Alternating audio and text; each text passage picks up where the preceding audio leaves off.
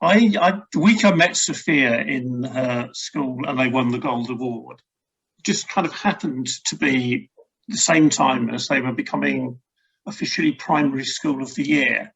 So I'd like to claim we had some impact on that. I don't think it's true. They're getting there anyway. But what I saw was sort of what you'd expect to see in Primary School of the Year. So I'm now trying to do this whilst I can actually see Soofia. So I can see the person I'm talking to. Right. You can see me. So again, if we can ask the same question, why did you want to do it? What did you get out of it? Sorry. And if you can then tell us a bit about one of the things that was really striking for me, which was just how consistent my story in classrooms was. Okay, so I just want to start by saying I didn't realise there was a quality mark. So I'd met Graham and he told me about the quality mark, and that's something that I just thought is such a good idea, because I didn't know how to measure my school. I had people coming to me getting help for EAL within my borough. So I'm in the borough of Newham, and I didn't know how I measure up. I know schools needed my support to help them with EAL, and I'm currently now an SLE in my borough for EAL. But I didn't know how my school measured up. Like, are we doing the right thing? Could I be doing something better? So having Graham come in and having the quality mark really gave us a measure of where we were at. And also helped me do an audit of the whole school. So, you know, you're going through the checklist of the quality mark.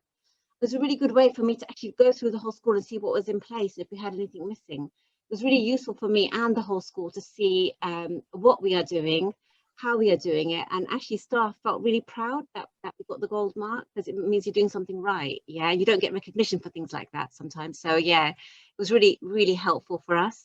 And I definitely recommend other people to do it.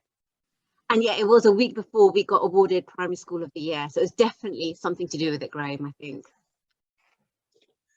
If you could show my slides, Graham, I'm gonna try and whiz through it, because I think a lot of things that everyone's talked about kind of really resonates with me. Everybody's been speaking about some of the practices they put in place, and yeah, those are the kind of things that we do at Kensington as well. So just a bit of introduction into my school. Kensington Primary is in Newham.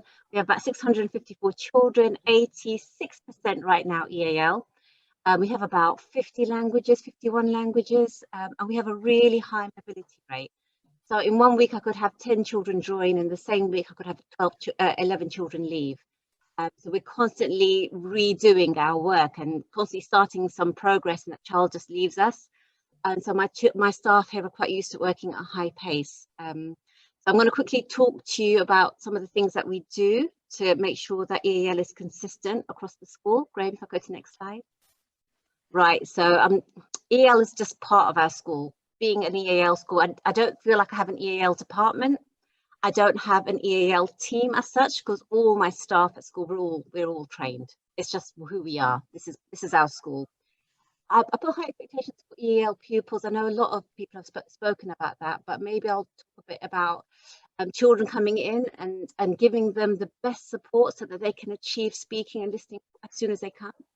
I think I know when I joined primary school, so I'm actually education originally, and I came to primary schools, and I read that the advice is to let children just come and absorb language, and I thought that was quite strange, but actually you can put things in place and let them communicate as quickly as possible, right?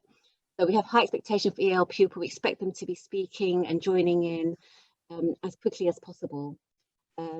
We celebrate languages in the school. Most of our children, all of our children translate here. It's quite normal to see people translating across the school, across classes, and to see languages displayed across the school. Mid-phase admission, I think we've spoken a lot about that, but that is an absolute integral part of our making sure that EAL is consistent across the school. Those mid-phase processes are in place, and I'd recommend everyone to make sure that those processes are in place in their schools. And I think for me to have consistency of teaching of EAL across school, it has to do with regular training for all staff. So we have regular CPD training for, so we have regular CPD training for staff. I have it regularly. I would have it every term for staff. I've just done one for TAs when we joined after Easter holidays. I've even done it for middays, talking about EAL children, how to support them in the playground. There's constantly regular training of staff. We share best practice across the schools. Anytime there's good teaching practice, teacher will pop over and see another teacher, how they're supporting children, how they're teaching. And a new thing which I hadn't done, but I've been doing since I've seen Graham, is EAL champions for each phase. So have people championing EAL and mid-phase admission in the phase, and making sure that they're checking across the phase those new children that join. Because if you can imagine, I have such a rapid intake, I need to make sure that everybody's on board and we're all supporting EAL children.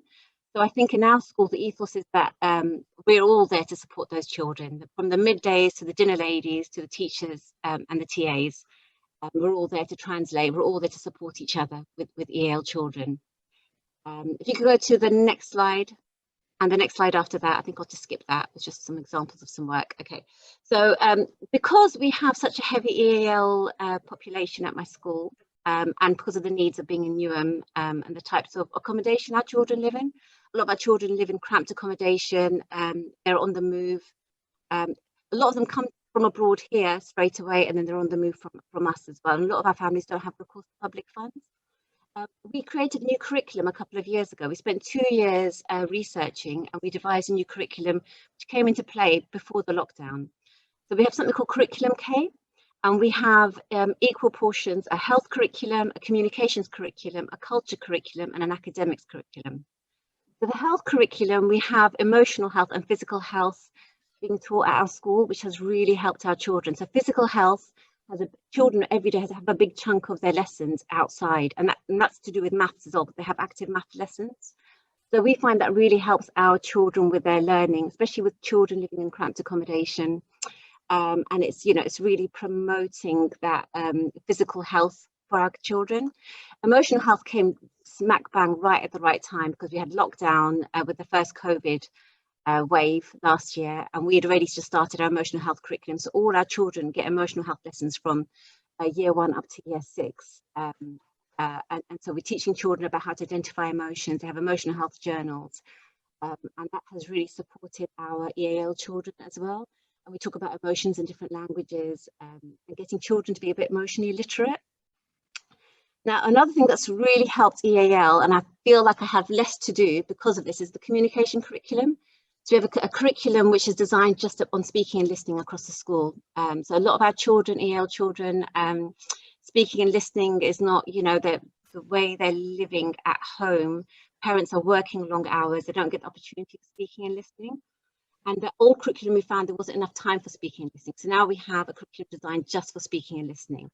And our children get a same amount of time every week on speaking and listening, and they have objectives towards that. And that has really helped EAL children. Oh my goodness, it's been fantastic.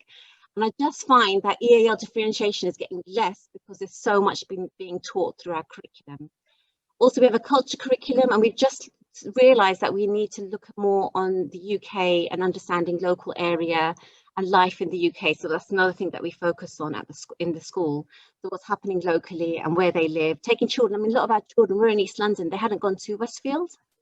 And Westfield's that's like one of the main shopping centres in East London. Just make sure they know all the landmarks that are near them before we take them to central London as well.